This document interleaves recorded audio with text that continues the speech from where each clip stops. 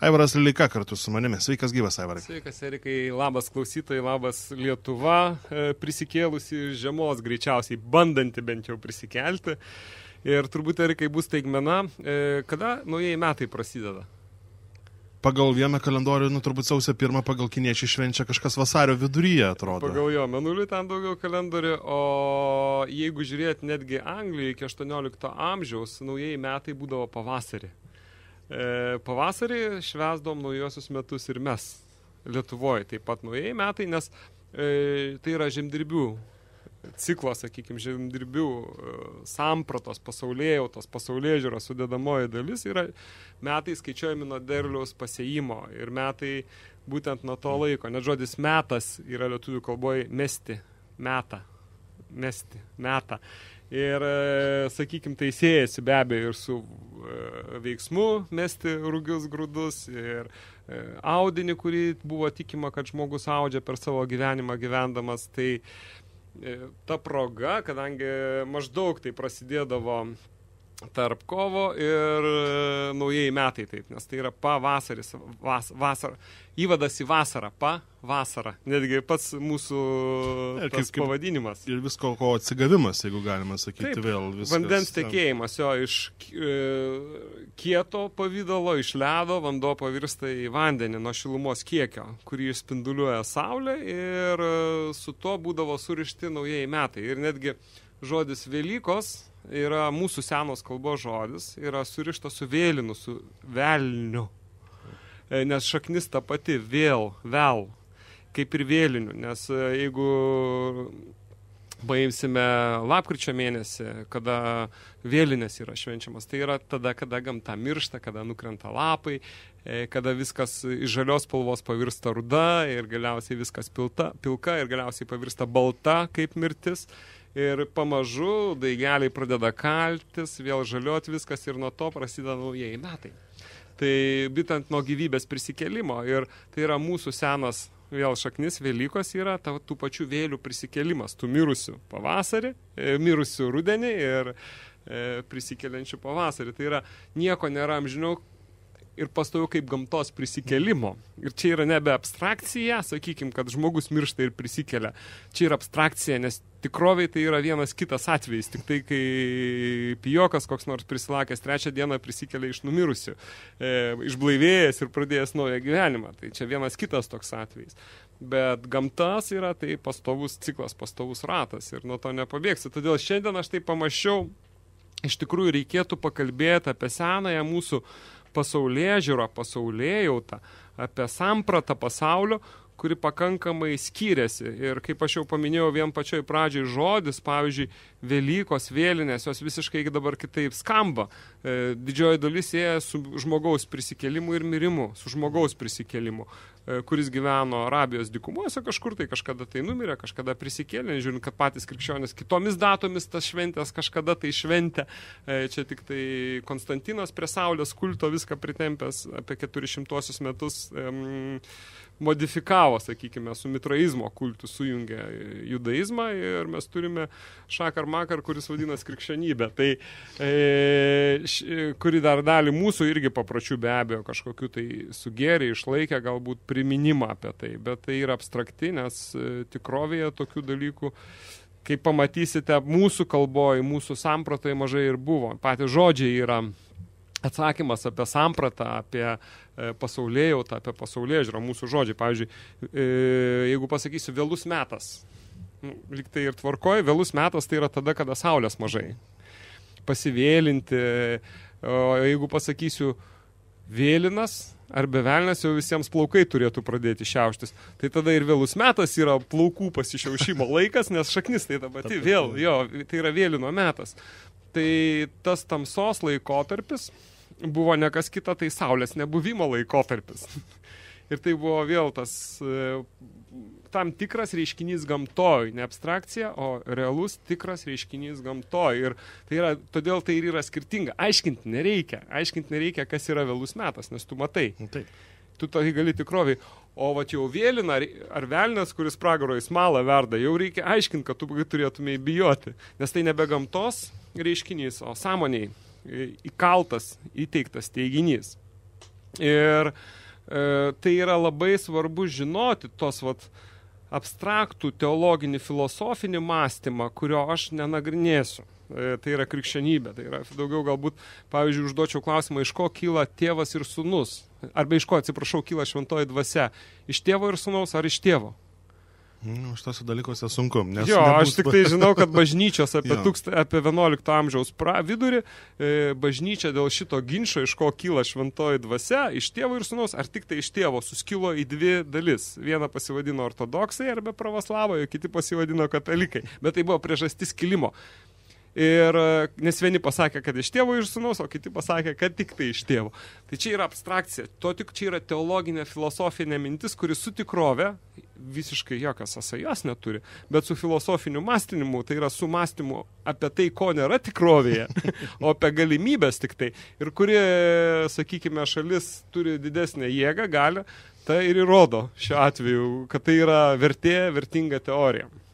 Tai mūsų kalba yra visiškai priešingybė tam. Mūsų mąstymas buvo visiškai priešingybė šitam teologiniam filosofiniu mąstymui. Jisai buvo labai konkretus, labai apibrėžtas, labai aiškus ir visiškai matuojamas su tikrove. Ir aš liečiu pasaulėžiūrą vien todėl, kad mes iš tikrųjų, nei vienas žmogus, nei tu, Erikai, nei aš, nei klausytojas iš tikrųjų negali gyventi pasaulyje, kuris yra mums svetimas, kuris tau yra svetimas. Tu negalėtumai grįžti namus, kurie yra tau svetimi, tu nenorėtumai valstybei gyventi, kuri yra tau svetima. Tai taip, iš tikrųjų, nei vienas mes ir negalim gyventi pasaulyje, kuris yra nupasakotas kitų, nes kitų nupasakotas pasaulis nėra tavo namai. Tai šiuo atveju ta hebrajiška, arabiška ideologija, tai yra arabų piemenų nupasakotas pasaulio įvaizdis. Ir tą arabų piemenų nupasakotą pasaulio įvaizdį mums primetė kaip mūsų pasaulį. Ir todėl kyla tiek daug nesusipratimų ir todėl tie namai yra svetimi mums. Jie iš tikrųjų, nes tai nėra mūsų nupasakota. Aš dažnai sakau, mūsų Eglė Žalčių karalienė yra žymiai vertingesnė negu visa Biblija.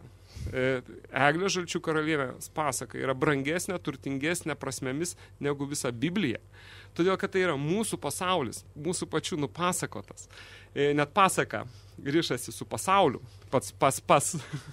Ir tai aš imsiu daugiau apie mūsų pasaulėžiūrą, pasakodamas vėl daugiau Simono Daukanto, kuris tyrinėjo senuosius šaltinius ir perpasakojo, kas juose liko.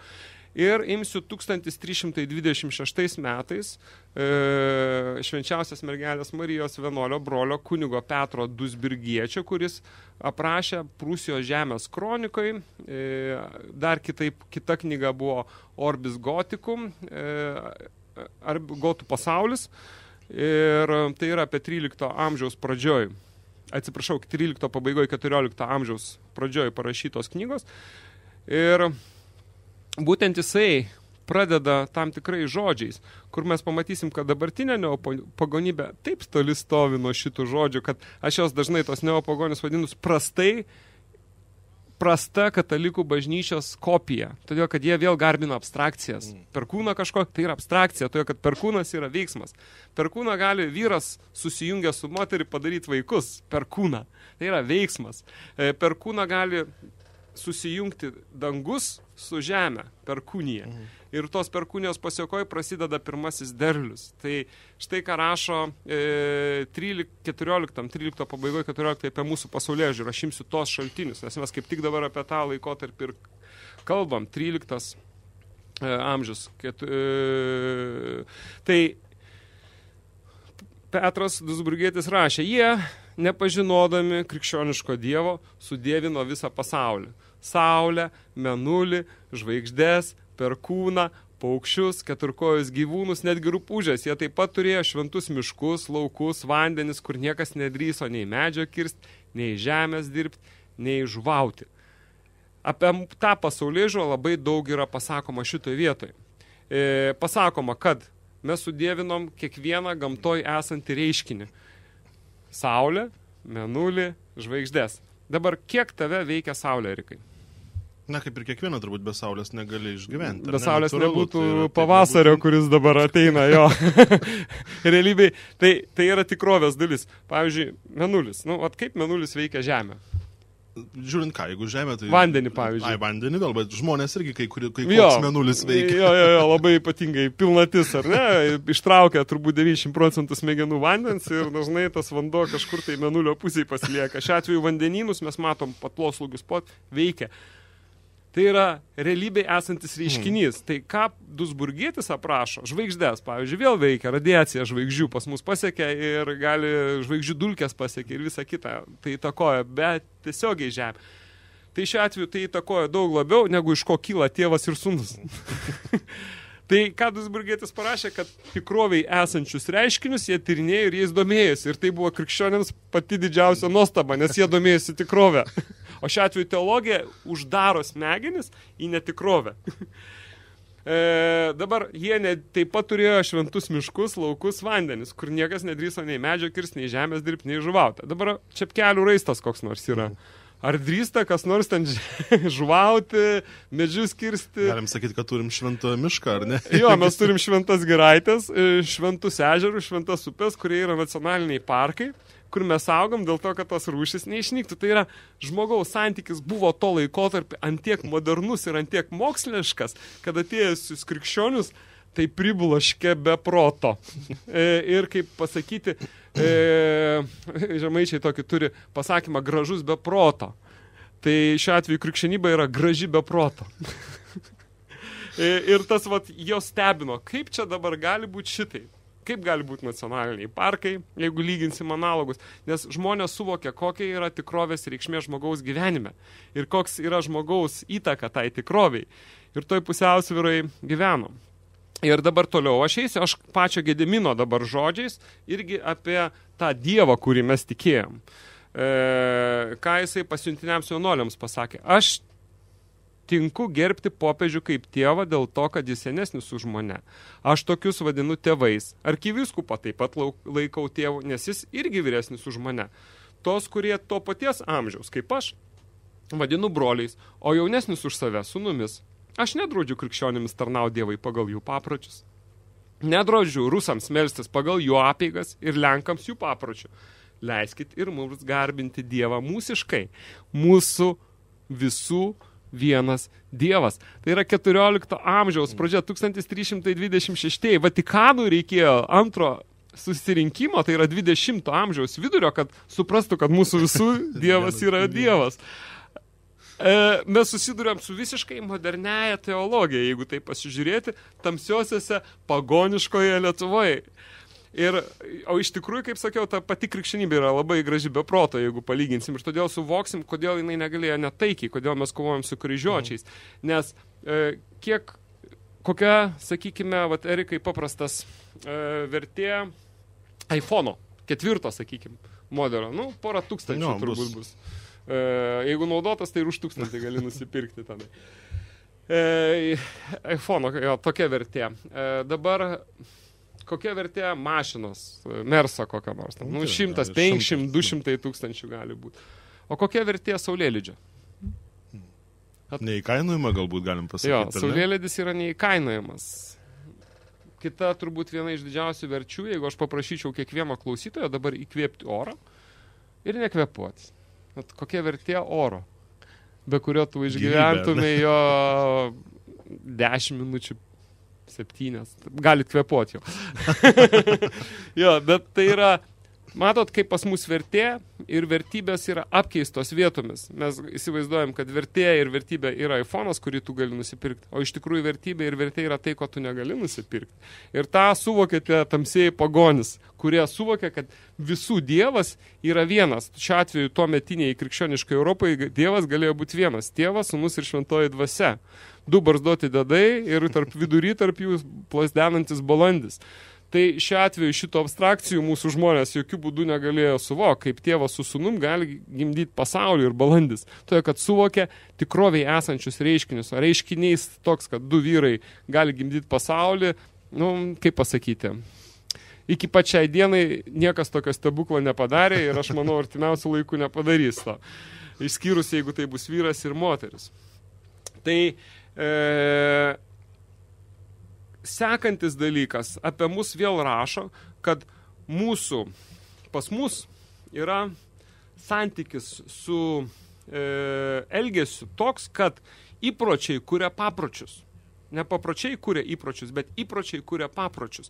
Tai yra visiškai aiškiai, paprotys pas mus kažkodėl tai čia vėl neišsilavinusių žmonių, jeigu jūs išgirsi dabar neišsilavinusių žmogų, jisai varto žodį ne įprotis arba paprotys, jis varto žodį tradicija. Tai jeigu kas vartoja žodį tradicija, yra labai bukas ir neišsilavinęs žmogus, nes jis nesuvokia, ką jis kalba. Lietuviškai tradicija verčiasi paprotys arba įprotis. Tai šiuo atveju, jeigu mes įvedam tradiciją, mes ją paimam kaip dogmą, kai yra tai nekintamybė, kurią mums primetė. Tai vėl yra, mes negalim pasaulį, kaip aš minėjau, kuris svetimųjų nupeštas. Tai šiuo atveju žmonės vartojantį žodį tradicija gyvena svetimųjų pasaulį, nes tai yra svetimųjų primesta tradicija. Pats žodis yra svetimas mums. Tai šiuo atveju mūsų tautoj buvo suvokiama pasaulėžiūrai. Yra įpročiai ir papročiai. Įpročiai kuria papročius. Ir keičiant įpročius, tu gali kurti papročius. Ir tai yra tiesa. Socialiniai inžinieriai, sociologai tai žino. Įpročiai kuria papročius. Nes iš tikrųjų kas yra? Mes turime žodį omo. Ir dažnai sakom, kur aš tai turėsiu? Aš tai turėsiu omenyje. Indai turi, kadangi mes labai gimininga mums artima kalba yra sanskrito, aš jau kitose laidose kalbėjau, tai indiškas om, skemuotas, jų pats šventiščiausias, kuris pilnai tarėsi om mani padma bum, omanyje, tai mes turime omo, homo netgi lotiniškas iš omens yra kilęs. Tai yra etimologiškai ta pati kilmė šitų žodžių. Ir todėl omo yra visuomenė pas mus. Visų omo. Pats žodis visuomenė yra bendras omo. Ja, tai va čia ir įprotis yra asmens omo, o paprotys yra visuomenės, visų omens dalis. Omo, va tas visuomenės paprotys yra ne kas kita, kaip, sakykime, pasaulėžiūros atspindys, nes pats žodis pasaulėžiūra, religere latiniškai, tai yra pasaulė žiūra, tai žiūrėjimas į saulę. Ir jeigu mes paimsim kiekvieną gėlę, paimsim kiekvieną ląstelę, mes pamatysim, kad jos iš tikrųjų kiekviena žiūri į saulę. Ir visa žmonija, ir kiekvienas žmogus yra nuo saulės. Ir mes kiekvienai ląstelei žiūrint į saulę, mes išeinam, kad ir judom joje. Kai jinai pasitraukia, mes joje nebejudam, mes miegame. Kai saulės nebėra, mes miegame. Tai yra sapnuojam tamsoje. O veiklus gyvenimas vyksta šviesoje.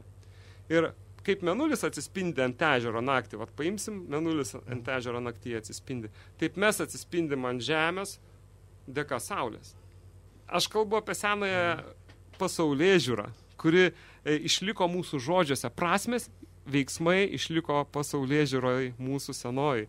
Tai mes iš tikrųjų esam saulės atspindys ant žemės. Jeigu pasižiūrės energiją, kurią mes gaunam, tos saulės fotonus, kurių dėka vyksta sintezė, čia aš kalbu jau iš moderniosios, bet tuo metu tai žmonėms buvo daug aiškiau, negu šiandien kiekvienam esančiam žmogui. Ir tą saulės šviesą galim pavadinti šventąją dvasia, nes be šito saulės fotono, be to šventosios dvasios, mes neegzistuotumėm kaip rūšis, kaip reiškinys, kalbant apie visą Žemės planetą.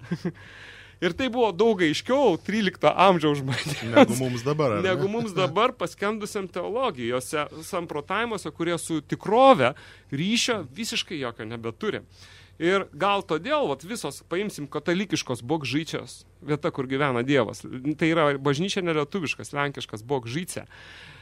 Mečetės paimkim sinagogas, paimkim rūmus, parlamento rūmus, paimkime teisėjų rūmus, paimkim visus svarbesnius susirinkimus, mes pamatysime, kad visur ten yra tamsa. Egipto piramidės, visur Babilono zikura yra tamsa. Šviesos ten nėra ir rasti jos ten tiesiog yra neįmanoma. Ten galim rasti tik sapną apie sapną. Žmonijos sapną apie svetimą sapną, kur visi patalpinti ir vyksta kolektyvinis sapnas sapne. Nes tik tamsoje tai gali vykti. Saulėje vyksta gyvenimas, tamsoje vyksta sapnas. Todėl mes raštome visur rasime pabrėžiant, visur. Iki 13-14 amžiaus. Nuo 14-15 mes matom kitimą, kuri jau yra katalikybės kopija. Jau žmonės žynius ir žudžius, jau inkvizicijai pradėjęs dirbti savo juodąjį darbą, teologinis pokyčius įpročius keičiant tradicijomis, tai pavadinkim.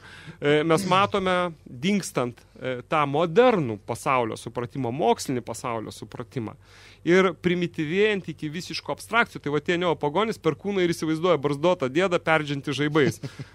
Lygiai toks pat kaip Dievas. Tėvas katalikiškas perdžiantis irgi žaibus iš dangaus. Dzeusas ir visi kiti. Tai yra abstrakcijos, filosofinės, teologinės savokos, o ne tikroviai esantis reiškiniai. Pats žodis Dievas mūsų kalboje yra tėvas. Etimologiškai, netgi teos, graikiškas yra mūsų senas indoeuropietiškas teos, deos, tėvas.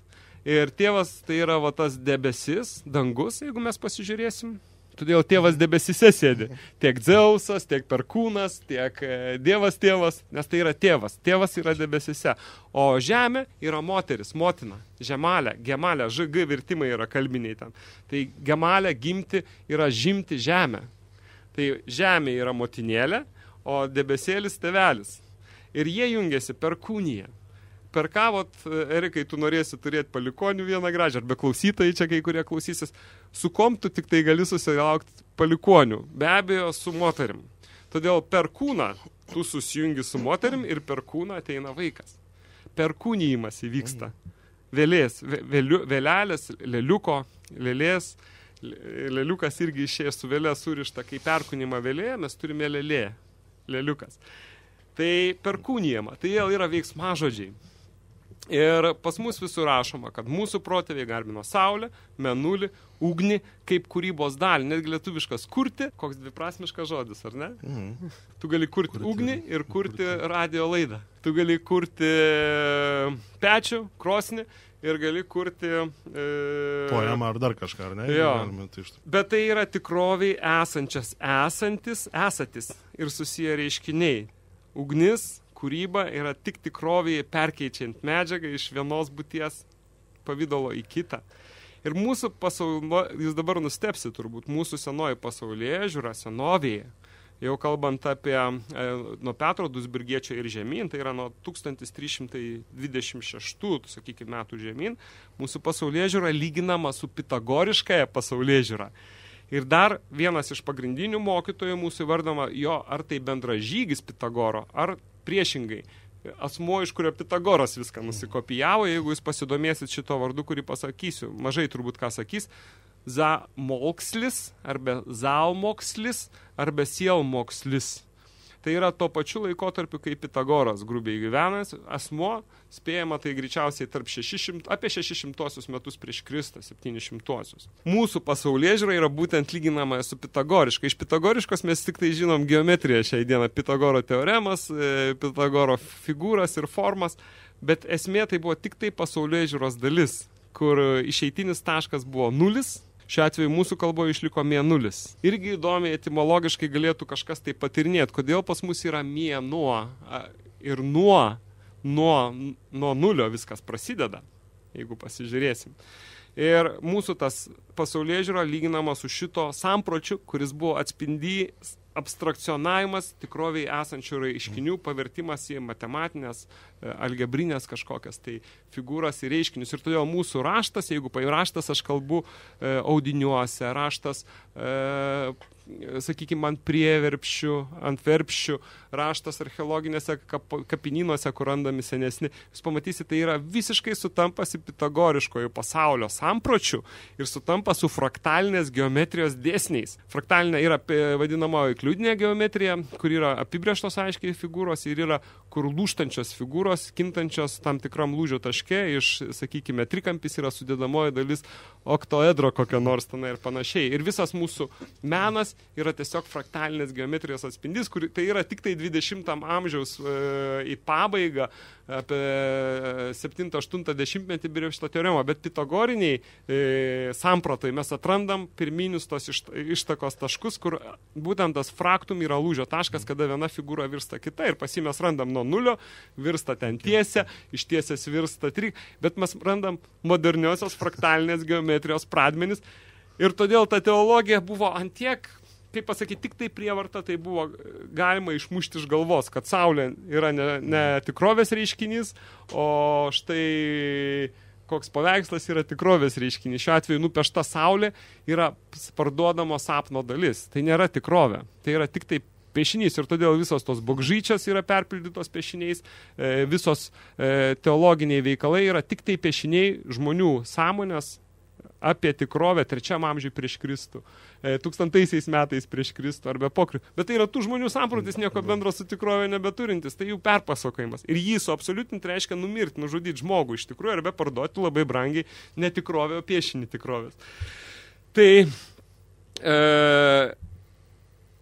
pagrindiniai gal tokie, kadangi aš šiek tiek pasidomėjau, ką Pitagoro esminiai, sakykime, yra labai mažai išlikusių jo aprašymų, bet tai, kas išlikę, yra pagrindiniai, taip sakykime, kaip čia dabar, pagrindai. O principai, tai turbūt būtų pagrindas kažkoks, tai ant kurio statomas statinys. Tai tas pagrindas buvo trejopas ir tai yra tiesti. Lietuviškai, aš čia dabar senąją graikų kalba, net ne koinė, o senąją tiesti, lietuviškai tu esi. Čia yra pagrindas. Tu esi, bet tu esi gali, kai aš esu. Nu, vėl čia. Tu esi, po to yra tim malista, tai tu mastai, arba tu mali. Nes mąstymas yra malimas. Tu turi grūdą, tu turi esantį tikrovį reiškinį, kurį sumali. Ir po to žiūri tas sudedamasias dalis visas. Trečias, sakykime, iš sudedamųjų to pamatinio esaties dalių yra tip prakte on. Tai yra tu įkūnyji. Tai pakartosiu, tu esi, tu mastai arba mali ir tu tai įkūnyji. Jeigu mes pasižiūrėsime vėl į senąją pasaulėjautą, pasaulėžiūrą, sampratą, kuri išliko bendrinė visoms, tiek keltams, tiek kad jie tikrovėje esančius reikia. Tie, kas tikrovėje stebi, turi vienodus panašius apibrėžimus. Nereikia apsimesti, kad lietuviai yra išskirtiniai. Ne, mes esame viena didelio pasaulio sudedamoji dalis esančių pasaulio reiškinių. Ir tie reiškiniai tik tai mūsų kalboje gal ilgiausiai išliko, nes mes nepriėm teologinės, filosofinės graikų, lotynų kalbos, virtusios, jos mirusios kalbos. O šiuo atveju pas mus išliko ir aš po to apie mūsų kalbą dar trupučiuką galbūt sekančiai laidoj pakalbėsiu daugiau, jeigu nespėsim į šitą. Tai mes randam 3 sąmonės arba 3 omens būviai. Tai yra sapnojimas arba svajojimas. Sapnuoti ir svajoti. Nes tai yra labai panašu, nes tu vaizdiniuose paskesti. Po to eina pabubdimas ir po to eina miegas. Miegas tai yra mirtis. Rimties tokia būsena miegojimo, kai tu nieko neprisimeni, nieko neveiki, tiesiog tavęs nėra. Tu nesti, tu iri. Tai va, tai yra 3 sąmonės būviai. Sapnojimas, svajojimas, pabudimas ir miegas. Tarp tų 3 mes ir esam. Pas mus visur yra trejetainė, devintainė šitų reiškinių, bet tai yra vėl, sakykime, su pitagoriniu pasauliu, su zalmokslio to mokslu, kuris viską pradėdavo nuo nulio. Ir visi šitie 3 būviai sąmonės yra įvaldomi 4 būvių. Tas 4 būvis yra vadinamas moksiškumas. Mokšiškumas. Tai yra turėjimas. Turtas. Turi tas. Tas, kuris, taip. Turi tas, jeigu vėl pasižiūrėsim. Ir turi tas, kuris be abejo tu esti, tu mastai, tu įkūnyji. Tada tu turi tai. Visą tai apibūdinama ir va tas mokša mus mokindavo prie mokų. Atsako šitas puntuko mokas. Mokša. Tai būdavo tiesiog esančių gamtoje reiškinių pažinimas ir supažindinimas žmonių, kad jie įvaldytų save, įvaldytų tos 3 sąmonės būvius, kad įvaldytų tos 3 esaties būvius, kurios aš minėjau, ir tada atsiranda mokša. Sanskrito kalba vėl nustepsit, pas mus liko tik nemokšas, nemokša. O šiuo atveju mokša tai yra bendras sanskrito kalboje ir apibūdinamas žmogus, kuris turi jėgą. Dar kitaip joga. Tai kai tu viską apibendrini mokšiškume, pas tavęs atsiranda jėga. Gyvybės jėga, perkūnijimo jėga, tu esi žmogus jėgoje. Dar kitaip žmogus turinti sielą. Slavų kalboje syla išliko. Ir vėl paimkim to 13-12 amžiaus šaltinius, mes pamatysim, parašo, visi jie tikėjo į sielos nemirtingumą pagal pitagoriškai sielos transmigracija. Pagal pitagoriškąją sielos transmigraciją, tai pagal pitagorišką apibrėžtą sielos persikėlimą, kuri vėl būdavo daugiau kalbama apie žmogaus į žmogų, tam tikrų esančių tikroviai reiškinių, persikėlimas į tos pačius reiškinius, o ne kaip indų, sakykim, tu kaip reiškinys persikėlė į liūtą, į tigrą, ar į medį. Jo. Šiuo atveju tai skiriasi nuo indiškos, tai buvo, kad tik tai tas reiškinys, ta siela arba tas reiškinys persikėlė į tą patį reiškinį, kintamąją. Tai vėl trupučiuką modernesnis už tą buvo. Bet taip buvo tikima į tą nemirtingumą pagal pitagorinį sielos persikėlimą, transmigraciją, kaip čia latyniškai pitagorika, de animarum transmigracione. Latinai taip apibūdino mūsų pasaulėžiūrą. Ir net Indijoje, kadangi mūsų protėviai tai buvo ta Sarmatija, kaip aš sakau, nes žemėlapių kitokių man iki pačiols, kur būtų parašyta Lietuva, Baltija, ar dar nėra iš tų laikų, išskyrus, kad Sarmatiją, Prūsiją galima atrasti dar, bet sudedamąją Sarmatijos dalim. Todėl aš negaliu kalbėti apie tą laikmetį iš 20 amžiaus kažkiek, tai aš imu to laikmečio savokas. Tai net ir Indijos pakraščiuose paliko apie 4, sakykime, pasaulio sudedamąsias dalis. Vėl 3 pagrindinės ir 4 yra išvestinė tų 3. Tas, mes matysim 3, o 4 yra apibendrinanti tas 3. Tai yra darna. Čia Indijoje išliko sanskrito kalba dharma. Tai ne harmonija, atsiprašau, vėl išmeskit svetimžodį. Ne harmonija. Harmonija yra darnos išvestinė. Dharmos. Anglai išvietė iš dharmos harmonija. Ne, yra darna. Toliau eina, tai yra bendrinė būtis žemėj. Tai yra darna. Antrasis eina arta. Tai kai bendrinė perkeliama pamažu į asmeninę. Toliau seka kūnas arba kama. Išliko indų kalboje kaip kama ir sutra. Kūno gesmė. Kama sutra išsiverčia pažodžiui kaip kūno gesmė. Tai arba kūno amas. Amas pas mus išliko. Kama ir ama yra susiję. Atimtama dažnai sakoma. Ir kūno irgi. Tai yra tikrovė ateinanti per kūną amo dėka, įkvėpimo dėka.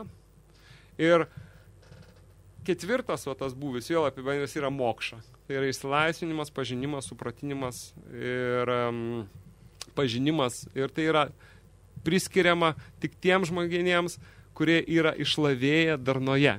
Tai yra turintis jėgą veikti mokšoms. Indijoje jie vadinami jogomis. Pas mus tai išliko žodis jėga. Ir tai atsispindėjo ta pasaulėžiūra ir gyvybės medyje, kuris pas mus buvo.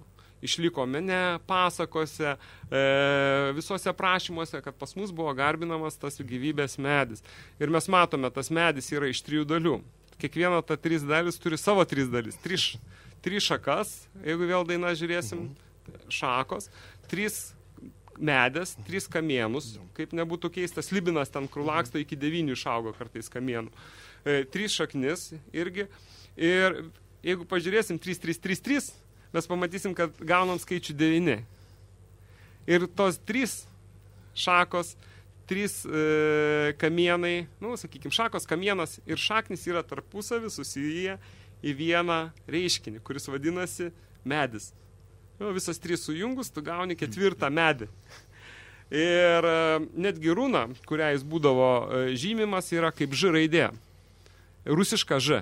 Živata, Žizin, Kirilas ir Metodijus paėmė seną runą, kuri reiškia 3, pažiūrėkim, šakas, 3 šaknis ir kamienas. Jo, netgi rusiška Ž iki pačiai dienai išlaikė tą dalį, nors iš šonų dar dažnai irgi 3 išeidavo. Ir tada apibrėžę šitą, mes gausim tą lietuvišką saulutę. Šitą runą apibrėžę, mes gausime lietuvišką saulutę su 9 spinduliais. Dažniausiai. Kuri lietuvių liaudės verpstėse dažniausiai yra vaizduojama. Dabar jeigu vėl imam, kadangi viskas buvo matuojama su tikrove, tai vanduo, netgi pasižiūrėkime į vandenį, tai yra vienintelis cheminis elementas arba medžiaga, kuri turi 3 būsenas. Pirma yra garai, 3 skystis, 2 skystis ir 3 kietumas, ledas. Vėl garai atitinka šakas, skystis atitinka kamieną, kur teka tarp tų 2, o šaknis atitinka kietumas, ledas. Ir todėl gyvenimas, pasaulis būdavo suvokiamas kaip šitas medis. Pagal medį, pagal ąžuolą ir mokindavo apie tikrovę, apie esatį esančius reiškinius. Ir jeigu mes paimsim žmogų, mes pamatysim mūsų kalboj, išliko irgi 3 sudedamosios žmogaus dalis. Tai yra dvasia, siela ir kūnas. Kūnas yra, sakykime, galbūt šaknis čia esančio žemėje matomos. Siela tai yra ta tavo jėga, kuris atitinka tą vandenį tekantį. Jeigu nėra sielos, tai depresija, o ta sielos lyga prasideda. Ir dvasia atitinka tą, kaip psichoanalitikai sako, šiai modernus ID tapatumą, nes kai dvasia pasitraukia, žmogus padvėsta, atvėsta. Viskas, saulės nebėra tame žmoguje. Tas ląstelės, kurios yra sukurtos į žemės, dvasiai pasitraukus dingsta. Bet esant žmogumi, tu gali prarasti sielą, sakykime. Todėl apie tą sielos pardavimą dažnai. Parduok sielą, velniai ten pardavė. Tai yra jėga. Tu parduodi kam savo jėgą. Tu gali parduoti Maskvai, tu gali parduoti Briuseliai, tu gali parduoti Vatikanui. Todėl iš esmės neįmanoma buvo įtvirtinti tų nesąmonių, kur tokia samprata, kuri atsako visus klausimus. Ir pagal pitagorinį pasaulio apibrėžimą, pasaulio centras esti ten, kur tu esi. Tu esi. Tu esi pasaulio centre, nes jeigu ant sferos, ant apskritimo dursi tašką, tai ten, kur dūriai, ten ir yra pasaulio centras. Todėl ten, kur tu esi, yra pasaulio centras. Ir be abejo, pasodindavo medį gyvybės. Kiekvienas tam pasaulio centre, kur tu esi. Ir saugodavo tą pasaulio centrą iki mirties šiuo atveju su kryžiuočiais, kurie pasaulio centras buvo vienai atveju Jeruzalėje, o kartais Vatikane. Šiai dienai Vatikaną. Nors vis tiek daugumai įsivaizduoja, kad yra Jeruzalė. Žiauri tikrovė. Toliau Pulso eteryje Žiauri tikrovė ir apie lietuvių pasaulėžiūrą Aivaras Lileika toliau. Taip, tai va, tas gyvybės medis, kuris susidėjo iš 3 dalių ir jeigu mes paimsim laikmatį arba kalendorių, vadinamai, mes pamatysim, kad pas mus viskas buvo matuojama mėnuliais, pagal mėnulio mainą. Fazę kažkodėl tai neišsilavinę žmonės tai vadina. Tai turim gražų lietuvišką žodį, ar ne? Maina, fazę. Maina, lietuviškai maina ir daug gražesnis. Tai kas kinta. Arba mėnulio kaita, arba mėnulio maina. Senesnis žodis ir su mėnuliu beje maina yra susijęs, nes jeigu mes paimsim, kiek mes turime mėnesių, 12, mes nevadinam saulėmis, vadinasi, mes matavom viską mėnuliais.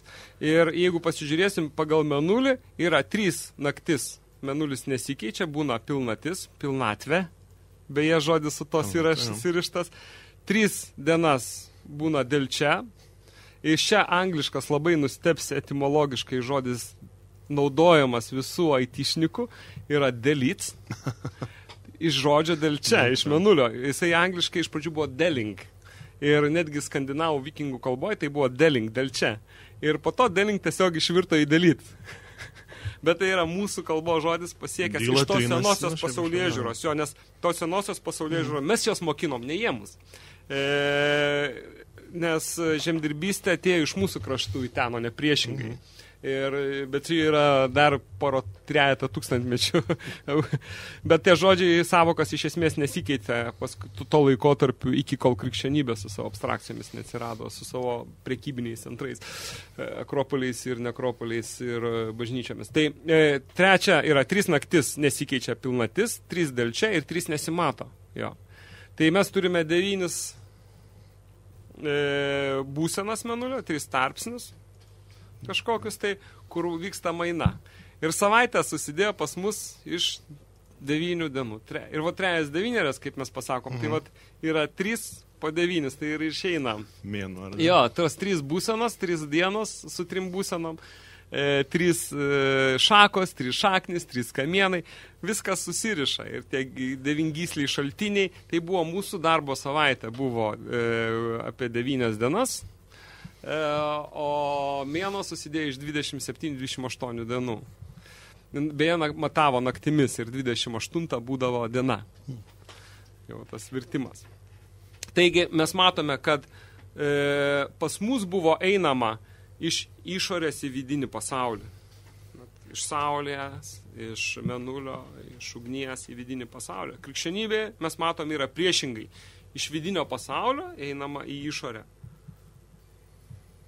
Pas mus iš išorės į vidų, o ten apsuko. Jo, žmonijos iš vienos užkniso žmonės saulė mėnulis, nutarė pasislėpti nuo saulės mėnulės bažnyčiai ir įsivaizduoti, kad jie tai padarė. Tai dabar, iš tikrųjų, netgi tas laidas klausantis, galbūt teologai visokie, filosofai, galbūt paprasti žmonės, iš tikrųjų, tai tiesiog žmogus klausosi. Jo, svarbiausia, kad žmogus klausytųsi, asmuo. Tai iš tikrųjų, mano supratimu, dabar puikus metas yra sujungti šias dvi sampratas. Tai yra ėjimą iš išorinio pasaulio į vidinę ir ėjimo iš vidinio pasaulio į išorinį. Ir visi mes turim galimybę tą padaryti, stebuklingą iš tikrųjų darbą. Tai mūsų pasaulis, sakykime, visų buvo kūryba, laisvėje ir priklausomybėje nuo tam tikrosios esaties. Krikščioniškas buvo bandymas, kur priklausomybėje nuo hierarchinių institucijų ir laisvėje nuo tikrovės. Pabandėm įsivaizduoti, kad mes galim būti laisvėje nuo tikrovės, nieko panašaus. Tikrovėje yra tie du ašies galai. Yra delčia ir pilnatis, yra tamsa ir šviesa, yra žiema ir vasara, yra mirtis ir gyvata. Ir viskas va šitų dviejų sankirtoje vyksta dabar artyje. Dabar tyje. Dar kitaip laike, tai yra laikyti. Kur mes lyg voratinklyje esame sankirtoje viena gyja, sakykime, žmonėje. Tas voratinklys yra ir bakterijos, ir medžiai, ir saulė. Tai yra voratinklis, didžiulis gyvybės voratinklis, kur mes esame viena gyja. Ir ta viena gyja pabandė kažkada tai save sureikšminti. Ir, kaip pasakyti, mes galim paimti, tai yra mūsų likimas ir dalia. Nes jeigu pasižiūrėsim, vėl aš einu į giliuos savokas. Likimas tai yra tai, kas liko. Tai, kas liko neįjungta į dalį. Dalia tai yra tavo dalis. O liko tai, kas už tavęs. Tai jeigu tu tai įjungiai reiškinį, tai dabar tampa tavo dalis. Ir mano dalios, mandalos tas ratas, kur žmonės dėlioja. Tai mes turim suvokti, kad mes iš tikrųjų tiek krikščionis, tiek pagonis, tiek komunistai, tiek kapitalistai, tiek lietuviai, tiek rusai, vokiečiai ir žydai iš tikrųjų dėliojam į dalį tą likimą, kuris iš tikrųjų yra tik tai gyvybės kiekis žemėje ir mirties kiekis žemėje. Ir tai, kaip mes tai suvokiame, matome tą atspindį Gedimino laiške mūsų visų vienas Dievas. Kodėl, ta prasme, reikia iškelti vieną žydų dievą, sakykime, lietuvių dievą, vokiečių dievą, rusų, nieko panašaus. Ir todėl LDK, Lietuvos didžioji kunigaikštystė, buvo išskirtinė tame sektantiškam krikščionim pasauliu, kur tik tai vienas dievas yra. Ne, iš tikrųjų, didžioji tikrovė talpina į save mažasias tikrovės. Mažoji tikrovė yra žydų, mažoji tikrovė yra lietuvių, mažoji tikrovė yra komunistų, mažoji tikrovė yra socialistų. Jas visas sudėjus mes turim tik tai didžiąją tikrovę. Mažoji dėl to, ko jinai savyje neturi. Ne tai, ką jinai savyje turi, bet tai, ko jinai savyje neturi. Ir tame Gedimino žodžiuose mūsų visų Dievas, nes matom visiškai kvantinę, modernėje fiziką, modernėje pasaulėžiūrą, dėl kurios mūsų protėviai buvo pasiruošę mirti, žūti ir tai tapo savotiškai mūsų ir dabar be abejo klausytojų ir likimas ir dalia, nes mes likome tam, kad tai padarytumėm dalimi kažko tai. Ir